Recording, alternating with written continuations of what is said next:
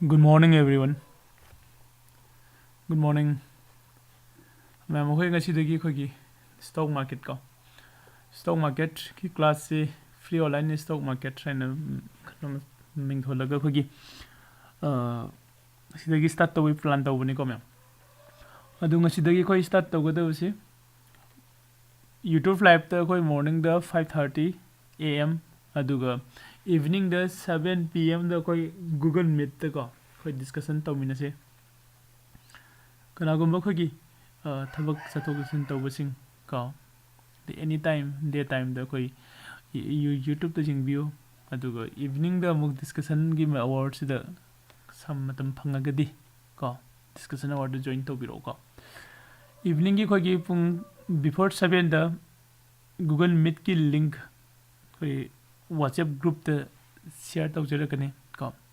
कनागुम्बा WhatsApp group दा join तौनिंग busing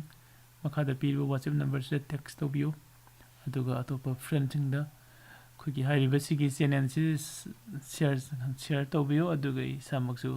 हानना subscribe तौदबो ओरगदी subscribe तौबियो को free online stock market class कोई start तौरस को ngasiदगी हाइरिबसिगी क्लास सिदा कोइना मेन ओइना लखकदोइबो टॉपिक सिंगसे क्रम क्रम टॉपिक न हाइरगदी को सिगी कोई मॉडर्न 1 2 3 को मॉडर्न अहुम सी लखकनी को मॉडर्न अहुम सिदा कोइना तमगदोइसे बेसिक स्टॉक मार्केट को दगा खगिसे फंडामेंटल एनालिसिस को क्वालिटेटिव एंड क्वांटिटेटिव एनालिसिस काइनो खजंग मिनगनी equity trading type of trading traders को अदुगा shares and share holders and dividend stock dividend को आईपीओ इनिशियल पब्लिक ऑफरिंग को निफ्टी एंड बैंक निफ्टी की ओवरव्यू खजंग मिनगनी को वॉच लिस्ट कमाइना सेटअप तौगनी आइडेंटिफाइंग ट्रेंड कमाइना कोइन आइडेंटिफाई तौगनी ट्रेंड है करिनो पोजीशन है होल्डिंग है करी खेनबनो को इम्पोर्टेंट ऑफ बास्केट को अदुगा लिमिट ऑर्डर है मार्केट ऑर्डर को सोना कोई एसएल एसएलएम मैम लेगे को जीटीटी है कोई मॉडर्न 1 दा कंप्लीट तौबन को अदुगा मॉडर्न 2 दा कोई प्राइस एक्शन को कैंडलस्टिक की मागी तोंगान तोंगान बा कोई फॉर्मेट मैम हम लेदी को हाई सिंजे कोई नैनगनी अदुगा मॉडर्न 3 दा दि मेन होइना कोई इंडिकेटर दा मॉडर्न 3 दा कोई इंडिकेटर दा संगनी को इंडिकेटर दा सिदा लेदी इंडिकेटर पिवट पॉइंट को trend analysis with CPR indicator हाइरिबा दा ट्रेस अदुगा इसिमुकु लेदिबा अदैदि आरएसआई को एमएसीडी गाने कोई बोलिंगर बैंड कोई इंडिकेटर्स है मैम हमसु लेदी को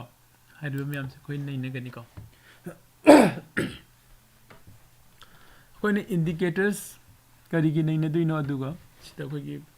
प्राइस एक्शन सारकांदा कैंडल्स की फॉर्मेट सी मैम से कदबगी नैनदुइनो हाइरगदी चौरांना कोइना चाउना जेंगाकांदा स्टॉक मार्केट ता कोइना लाकतोइसे कइनो स्टॉक मार्केट करिनो हाबदसु कोइ जेंगसिको कोई स्टॉक मार्केट संग सिलक्तुसे करिगिनो हागदे कोई स्टॉक मार्केट कोई चर्चकदोइसे पैसा तानबगिनी नत्रा संग हागदे अदो स्टॉक मार्केट सिदा कोई संगदुसे ट्रेड तौबनी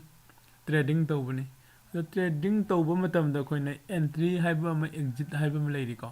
हाइरिबा एंट्री एंड एग्जिट से सिगी मागी right entry time and right exit time हाइबा अमा लेरि हाइरिबा right entry and right exit time से फंगनबो होनबदा सिगी मॉडर्न अनि से दका ओय कोम्या मथक किसिदे चरंगना बेसिक नि सिगी मॉडर्न अनि से दका ओय हाइरिबा मॉडर्न अनि से सि खोना तौननबो होनरकदा हाइदि खोना right entry and right exit फंगनबो होनरकदा सिगी मॉडर्न अनि से खंगदबा यादे यामना तंगाई फदना सिगी मॉडर्न 2 एंड मॉडर्न 3 से कोई खंगदबनी को अदो मसीदी कोई स्टॉक मार्केट से करिनो अदुगा मागी कोई वैल्यू को हारिबसी करिनो है कोई पुन्ना जिंगनसी को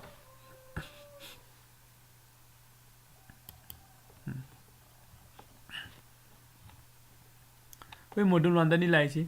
स्टॉक मार्केट से को करिनो मासे प्राइवेट कंपनी होइब्रा नत्रगना NGO ꯒꯨꯝꯕ ꯑꯣꯏꯕ꯭ꯔꯥ ꯅꯠꯇ꯭ꯔꯒꯅ ꯑꯩꯈꯣꯏꯒꯤ ꯃꯅꯤꯄꯨꯔꯗ ꯌꯥꯝ ꯇꯣꯏꯅ ꯂꯥꯛꯄ ꯄꯩꯁꯥ ꯈꯔ ꯈꯣꯝꯃꯒ ꯍꯦꯛꯇ ꯀꯥꯏꯔꯒ ꯆꯠꯈꯤꯕ ꯀꯝꯄꯅꯤ ꯑꯗꯨꯒꯨꯝꯕ ꯀꯝꯄꯅꯤꯗꯣ ꯑꯣꯏꯕ꯭ꯔꯥ ꯍꯥꯏꯗꯤ ꯀꯣ ꯃꯌꯥꯝꯁꯤ ꯀꯣꯏꯁꯟꯁꯦ ꯍꯥꯏꯔꯤꯕꯁꯤꯡꯁꯦ ꯑꯝꯇ ꯅꯠꯇꯦꯀꯣ ꯁ꯭ꯇꯣꯛ ꯃꯥꯔꯀꯦꯠ ꯍꯥꯏꯔꯒꯗꯤ ꯁ꯭ꯇꯣꯛꯁ ꯍꯥꯏꯔꯗꯤ ꯑꯩꯈꯣꯏ ꯀꯝꯄꯅꯤ ꯉꯥꯛꯇꯅꯤ ꯀꯣ ꯀꯝꯄꯅꯤꯁꯤꯡꯁꯤꯒꯤ ꯁꯤꯌꯔꯁ ꯍꯥꯏꯅ ꯂꯩꯔꯤ ꯀꯣ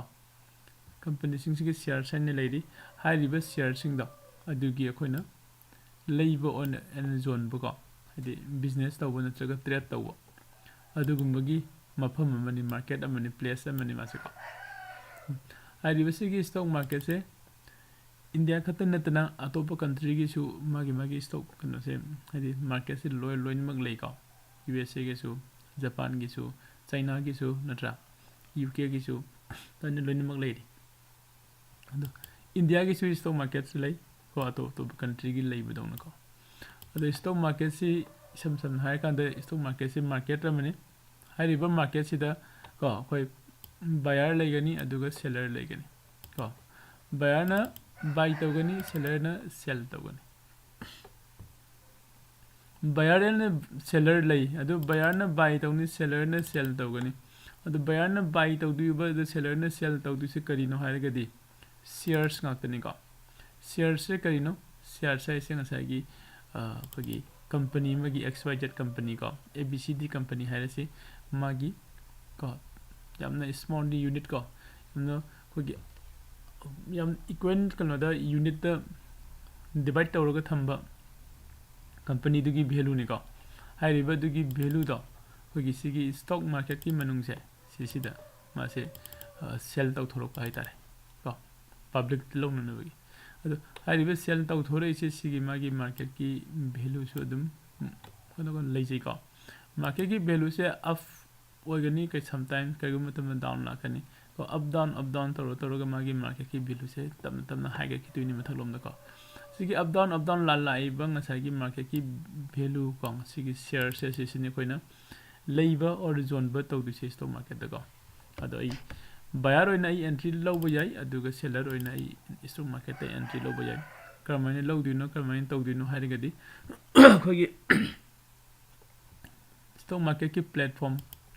ꯀꯣ ꯇ꯭ꯔꯦꯗꯤꯡ ꯑꯦꯀꯥꯎꯟ ꯑꯃ ꯑꯣꯄꯟ ꯇꯧꯕ ꯃꯊꯧ ꯇꯥꯏꯀꯣ ꯇ꯭ꯔꯦꯗꯤꯡ ꯑꯦꯀꯥꯎꯟ ꯏꯁꯥꯒꯤ ꯇ꯭ꯔꯦꯗꯤꯡ ꯑꯦꯀꯥꯎꯟ ꯑꯃꯃꯝ ꯑꯣꯄꯟ ꯇꯧꯃꯤꯟꯅꯁꯦ ꯑꯩꯈꯣꯏꯒꯤ ꯁꯤꯒꯤ ꯀꯩꯅꯣꯒꯤ ꯂꯝꯖꯤꯡ ꯃꯦꯔꯥ ꯑꯦꯀꯥꯗꯃꯤ ꯁꯥꯏꯠꯇꯁꯨ ꯑꯩꯈꯣꯏꯒꯤ ꯖꯦꯔꯣꯗꯥꯒ ꯑꯩꯈꯣꯏꯒ ꯄꯥꯔꯠꯅꯔ ꯑꯣꯏꯀꯣ ꯑꯗꯨꯝ ꯖꯦꯔꯣꯗꯥꯒ ꯑꯩꯈꯣꯏꯒ ꯄꯥꯔꯠꯅꯔ ꯑꯣꯏ ꯑꯩꯈꯣꯏꯒꯤ ꯁꯤꯒꯤ ꯖꯦꯔꯣꯗꯥꯒ ꯄꯥꯔꯠꯅꯔ ꯑꯣꯏꯔꯤꯕ ꯑꯩꯈꯣꯏꯒꯤ ꯂꯝꯖꯤꯡ ꯃꯦꯔꯥ ꯑꯦꯀꯥꯗꯃꯤꯒꯤ ꯃꯈꯥꯗ ꯑꯦꯀꯥꯎꯟ ꯑꯣꯄꯟ ꯇꯧꯕꯤꯌꯨ ꯑꯦꯀꯥꯎꯟ ꯑꯣꯄꯟ ꯇꯧꯕꯤꯕꯁꯤꯡ ꯍꯥꯏꯔꯤꯕꯁꯤꯒꯤ ꯃꯈꯥ ꯇꯥꯅ ꯂꯩꯔꯤꯕ ꯑꯩꯈꯣꯏꯒꯤ ꯀꯣꯔꯁ ꯃꯌꯥꯝꯁꯦ ꯐ꯭ꯔꯤ ꯑꯣꯐ ꯀꯣꯁꯇ ꯂꯣꯏꯅ ꯐꯪꯒꯅꯤꯀꯣ ꯑꯣꯀꯦ ꯑꯦꯀꯥꯎꯟ ꯑꯣꯄꯟ ꯇꯧꯕꯗ ꯑꯩꯈꯣꯏ ꯀꯔꯤ ꯗꯣꯀꯨꯃꯦꯟ ꯆꯪꯒꯦ ꯍꯥꯏꯕꯗꯨꯁꯨ ꯑꯩꯈꯣꯏ ꯌꯦꯡꯃꯤꯟꯅꯁꯤꯀꯣ ꯑꯦꯀꯥꯎꯟ ꯑꯣꯄꯟ ꯇꯧꯕꯗ ꯗꯣꯀꯨꯃꯦꯟꯁꯦ ꯀꯩꯀꯩ ꯆꯪꯒꯦ ꯑꯗꯣ ꯑꯩꯈꯣꯏ ꯋꯥꯆꯦꯞꯀꯤ ꯒ꯭ꯔꯨꯞꯇ ꯑꯣꯏꯅ ꯑꯩ ꯗꯤꯇꯦꯜꯁꯦ ꯄꯤꯖꯔꯛꯑꯒꯦ ꯀꯣ ꯑꯗꯨꯅ ꯀꯅꯥꯒꯨꯝꯕꯅ ꯑꯦꯀꯥꯎꯟ ꯑꯣꯄꯟ ꯇꯧꯗ꯭ꯔꯤꯉꯩ ꯃꯃꯥꯡꯗ ꯍꯥꯏꯐꯦꯠꯇꯪ ꯀꯣꯟꯇꯦꯛ ꯇꯧꯕꯤꯔꯝꯃꯨ ꯍꯥꯏꯗꯤ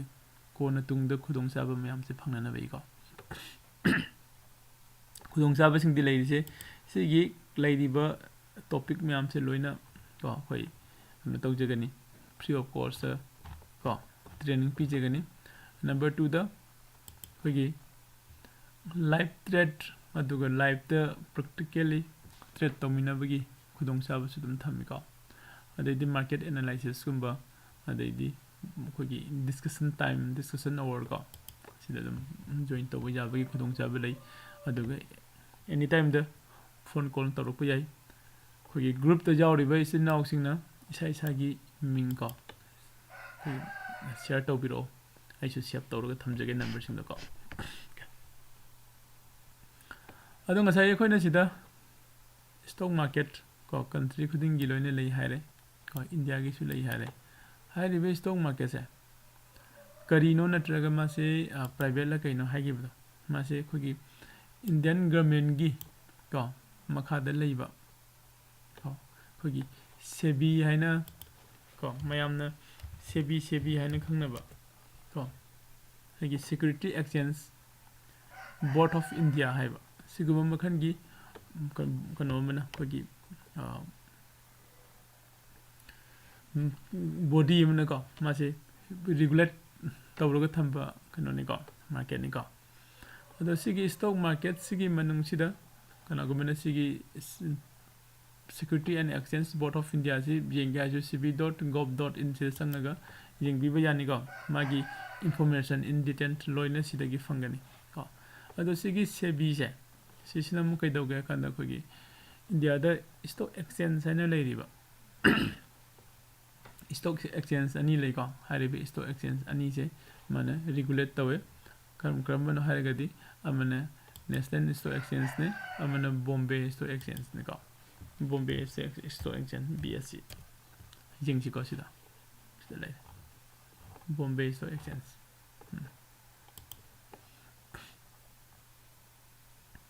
chine Bombay Stock Exchange ka National Stock Exchange ka aribe Stock Exchange ani se kogi India gi leiriba sigi Security and Exchange Board of India aidi SEBI ko SEBI na regulate tawraga thambani ko ani se ado sigi Stock Exchange se karigi koi important oire ino hagadi koi makata na khanga kini ko ado first da koi masagi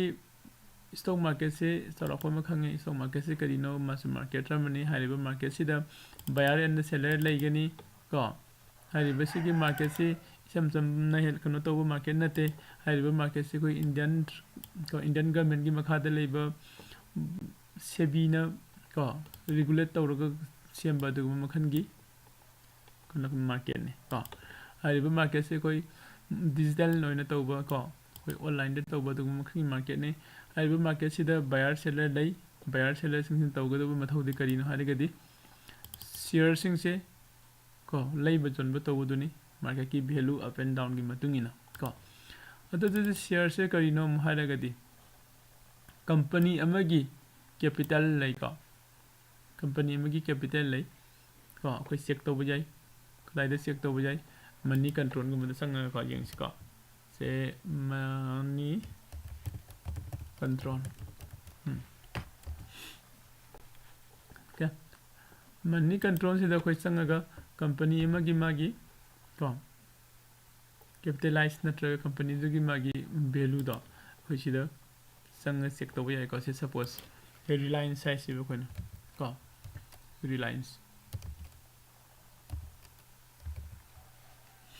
Reliance Industry spelling show kare ko CEO Reliance Industries ko Reliance Industries da koi lai da magi hoje je lai riba market ki price ne masi soina koi rate lem se down tawi hairi ni ko sinata bada koi ne lai se kai magi capital jingi tawni se lai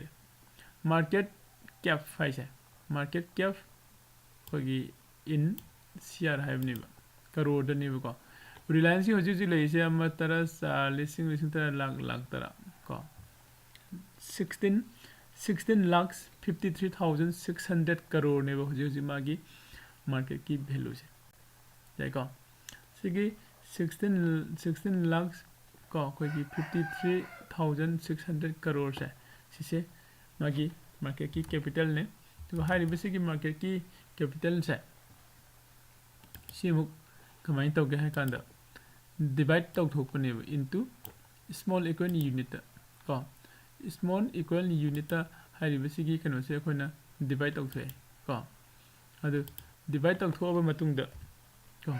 divide tawthoga ma se semak pane ba koi share size koi shares ni jeng ise ko muka hanjaram ge company amagi magi market ki value habidi means magi lei jariba fund haidi capital haidi कोई pot से जोलगे है ममन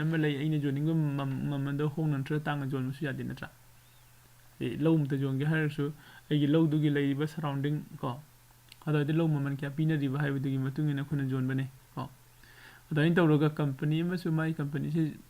cell तौजरगे है company से मागी value लेजरीब market की market की value से Reliance की होजिक लेरिब मार्केट की भेलू से सिनेब कोन उरिसी को 16 lakhs 53,000 and 600 crore को हाई रिवर्स सुगुंबा कनो की कंपनी अमगी मागी मार्केट की भेलू नत्र मार्केट की मागी कैपिटल से सिसे याम अपिक पर को small equity unit divide tawraga ko macha khaidu semakpa aduguma makhangi kenose kogi value haitare ko aduna koina share sare ko khangnei ko samna share sama haise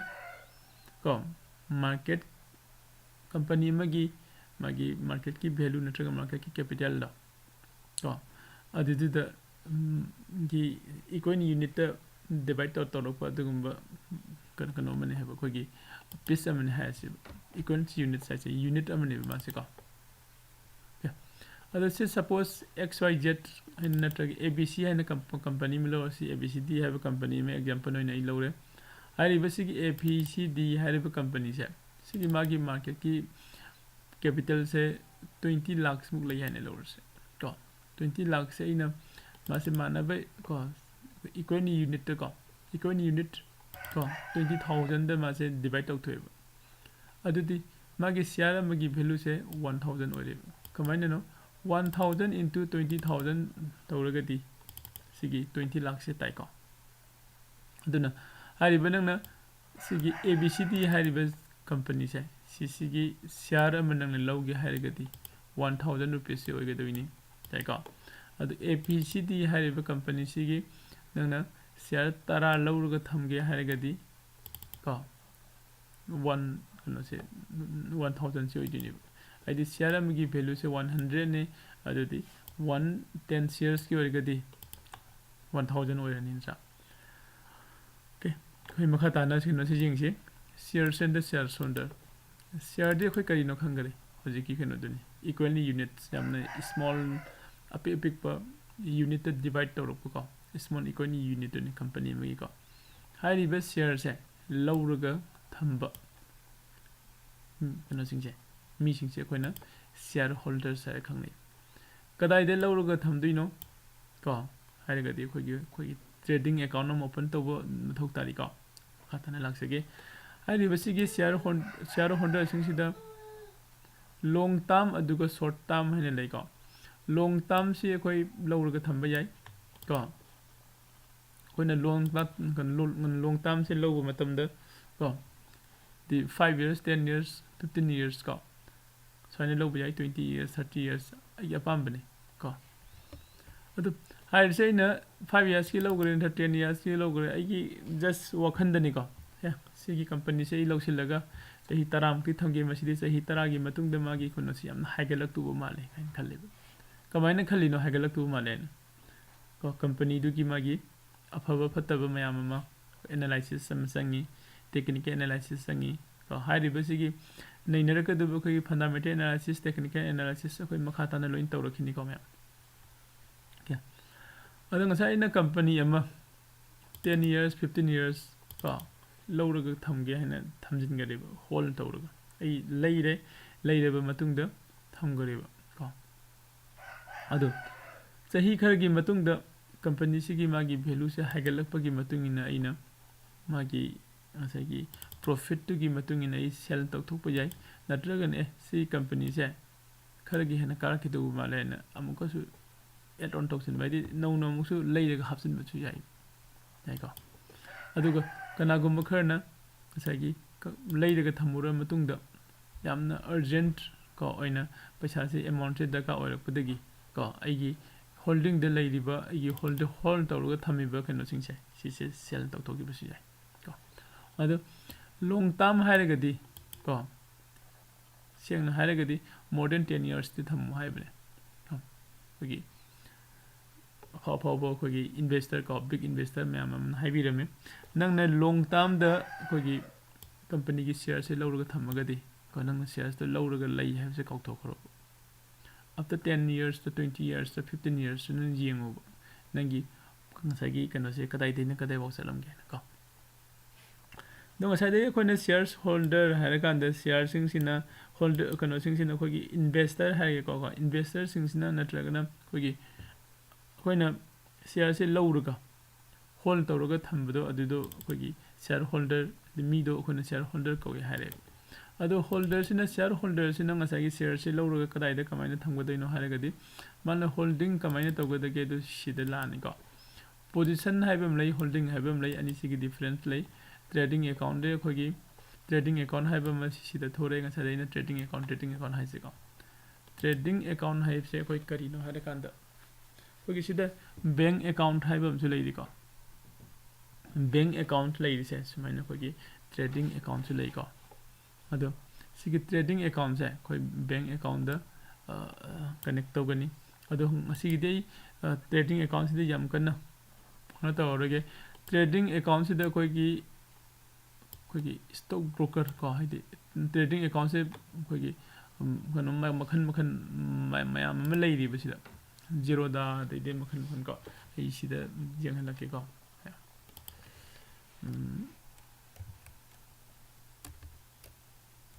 stock broker list ka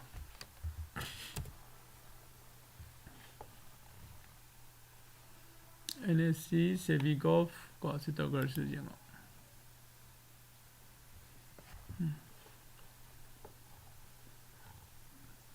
2003 ko pro stock top 20 share brokers in India 2023 ka sida lay riba khogi kano myam se vibrang magi rank de number 1 de Zerodha lay de ko number 2 de grow lay engine 1 Upstox ko ICC direct 5 paise STFC security Kotak security Motilan IFL ko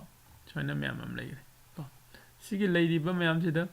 matam khudimagta Zerodha se koi India ki oina top ta leiba aduguma keno ni ko aduga Zerodha da ko kana gumba account open towning ba singna ko khogi lamjing mera academy site ki through da ki account open tawbiyo ko khoi link thajarake hari ba si da nangna account se open tawraga di ko sai gi khogi leidiba facility myam se loinamak phangani ko Zerodha se koi stock broker ni stock broker amu haire sina kari gino haire gadi asai dagi khoi na sida share sing se company gi share sing se leiba zone ba myam to yai haire kadai da sala ga lei du no kadai da sala jolu du no na tra khoi ni SBI gi haire se suppose SBI gi ma gi share se lei gi haire se SBI da sala ga lei du re SBI office sang ga pham ga sell to du re na tra adu yade ko aduna sida stock broker am thore stock broker se junga sagi sebina regulate tobo oige doini recognize tobo stock broker oige doini ko adugumba sebina recognize tobo stock broker gi marak tu da khogi Zerodha se su amane aduga Zerodha se hoji India gi top 1 da leiba amna kuiraba ko amna stable loiba duga amna light loiba adugumba makhan gi to broker ni ka adu koi Zerodha se suppose ai account ma hange khalase Zerodha sida ekoi account open tawraba matungda to aigi trading account phangani ko ado hariba trading account da isangaga masagi aina shares leidaga thamningi do ado ai shares to leidaga hold tawraga thamba yagani ko ado aina shares ama leidaga hold tawraga thamakpa sai sise koina holding ni haire natra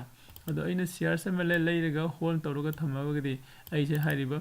shares to gi ownership ai lawrabne haidi share do gi mapu do ina oirabne ba ko se share se ina yondri ba ai gi oige do ni ko long term de lobagi yai ko myam aduna akoina asai aingom de se lupa manga dang le su tara dang le su kun dang le su kun thra dang le su ko aduna ko na ba share se khoi leisil laga thamgi bi ai ko haibde sida khoina saving to gi habit ko khogi financial education aina hojik Manipur kano da su kano gi Manipur government gi khogi Manipur board ta hai ta na Manipur board ki syllabus su hojik yaw rai se ko smaine lei ado hai divis gi koina saving to gi habit se koi angang ori nge de gi sum thamjin se hare gadi stock market ki account am open to bio aduga mama na papa na khoi da khoi gi pocket money pi ba amount do de gi lupa 30 dong su kun dong su sam mo su sani su ko matam do gi kai thoga ko sagi khogi Zerodha account sangaga ngi trading account sangaga share se leidaga share se hold tawraga thambagi haina bi se khoina thamgragadi ko asidagi matam kharagi matungda yamna different roiba khogi kanam lakani ko ado fare sida khoina khoi position under holding haibam leidi position sina holding sina khoina matam sangna trade लौरगा long term द लौब trade सिंजे holding हाइना अदोइन लेगनी को अदुगा ngasi se ina trade lauruga ngasi paisa tanba natraga ngasi se ina trade lauruga 1 days ki more than 1 days 2 days natraga 1 week ki 2 weeks ki ya 3 months ki ko trade lauruga koina hold tawra thamba se sidi koina holding haide ko sisina koi position de leba trade oidini positional trading oidini ko position kogi hayang ai sida Zerodha gi account login tawraga jinghange ari bu Zerodha account sida koi position have leiri aduga holding have leiri ko mani si khena base position sina koina day trading da ade ngasi lawruga ngasi jon bana tra ngasi je lawruga hayeng jon bu ko adoi matam da koi position de sina gani aduga holding sina koina long term de lawruga thamba sing se sida hold tawe ko te koina sida trading haibam lai trading hairaga di karino ko sida koina stock market da sangaga ai buyer oine entry lo bajai natraga ai seller oine entry lo bajai ko aina buyer oine natraga seller oine entry lo base sise ina lo du lei du se kari lo du se kai no aina sangi se kari gino ha kan ai paisa tan bala pani baina paisa tan du se ngasa gi sigi share sing se company gi share sing se lei bu jon ba taw du ni chumi ko adu si company gi share sing se koina lei ba jon ba tawro pa se se koina trading ko natraga na or trade haira khang nei e ko trade haira khang nei ado ko na trade amma ko trade to ba haina ga khang na re ai gano ji kitang khak sa hal ke ko 13 14 na mana trade ko trade amma si kana ga mana ge kan da koi buy and sell one buy and one sell ko trade to by se kaino kan da koina buy and sell do ni kanano buy and sell to du se sigi shares do ni ko koina sigi shares lei bu jon bu to bu se koina trading to ba hare khang nei ko mayam na trade to bu na traga trading to ba hai bu buy and sell to du ni karino buy and sell to du se shares do ni e ko so na masagi koina buy and sell to rei ba share sing da kadai de lei dino ha ga de khoi gi positions na traga na holding da to long term de low ga na holding de lei da ni position da short term de low ga na position lei ni so short term means koina trade to matam da long term haibam lei re aduga day trading haibam su lei ri ko swing trade ka haibam su lei ri ko adu kitang short oi ba khoi kano sing sida yam lei ga ni ko adu long term da bu low ga di han bu numit di position da lei ga ni adu gi next da gi di holding da lei ga ni ko sane lei re aduga makhata na khoina stock market ki ko timing stock market ki timing ai bam lei Indian stock market ki time se ko Monday to Friday oi ga ni ko 9:15 am to ko sida khoi gi 3 sibo pm bo sane lei ko do hai ri bisi gi timing se khoi gi kano da su sala ga jing se sida NSE da National Stock Exchange ko National Stock Exchange da magi holiday for calendar years 2023 so stock market sida khoi gi chuti numit hai su lei ko sai na hai gi da si sam na khoi gi private company me ta na te NGO na te kem ta na te ma se khoi gi Indian government gi makha da lei ba ko SEBI ne regulate tawa du gi makhan gi market ne hai ba adu na ma gi se khoi gi central government gi holiday list ki type ta go khoi gi general holiday ma kai si da loina ma koi suti oi gani stock market ta ko khoi gi sida suti yengo 26 January Republic Day ni ko 7 March Tuesday the Holi hore 30 March ta khoi Ram ba mi lai re Mahavir Jayanti Good Friday ko Maharashtra Day and the Bakri ID Baba Saheb Ambedkar Jayanti natra Independence Day Ganesh Chaturvedi Mahatma Gandhi Jayanti Dasera Diwali Guru Nanak and Christmas hai basically 15 ko 15 kano se holiday se sisi ma khoi suti leiba handaki 2023 gi oina ko aduga atopam no holiday falling in Saturday and Sunday ko kaina Saturday Sunday se sisu khoi gi suti ni stock market ki ko Indian stock market ki Saturday and Sunday suti ni adu Indian stock market open to du se kari numita no hare gadi Monday to Friday Monday to Friday sidasu masai sigi general holiday oidabasingse except holiday oidaba makai ko yani ko aduga sida manaise kaino Saturday Sunday da ko akogi holiday oigiba numit holiday kram su leida sida ko Mahashivratri aduga Eid leire Muharram leire Diwali Lakshmi Puja ko sisingse loin eko adi sina haiji sina koi stock market sida khona khangise kaino stock market ki timing laigani ko adu menoina khona timing se khangdringa de stock market ki magi tawgadaba idi stock market open toba numitsing se Monday to Friday oigani Saturday Sunday off oigani Monday to Friday open oibasida su amuk khogi general holiday oirakun makhaidi suti oigani habko okay general holiday kari ka karam oibana handak 2000 gi hariba sida lesel loina mak leigare ko nagumba si khangning basing apam basing adum khoi group ta share tau kan tau jerake ko okay aduga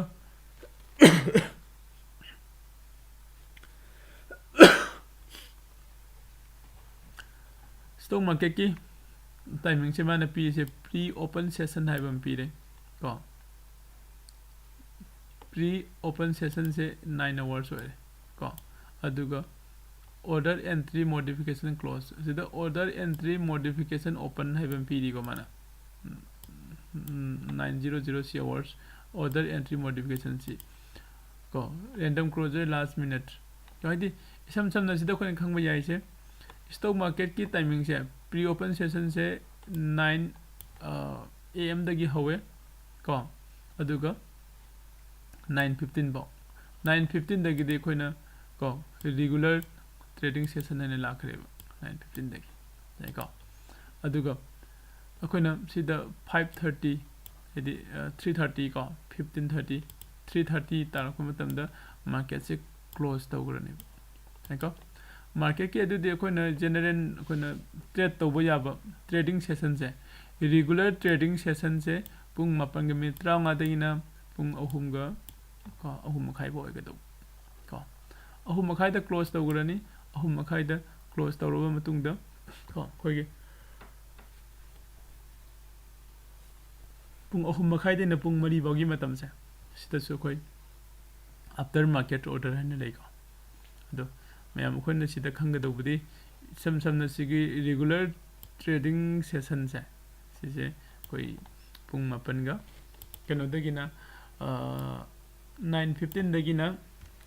3:30 बाउ से कोई regular session ने खंगदौ एको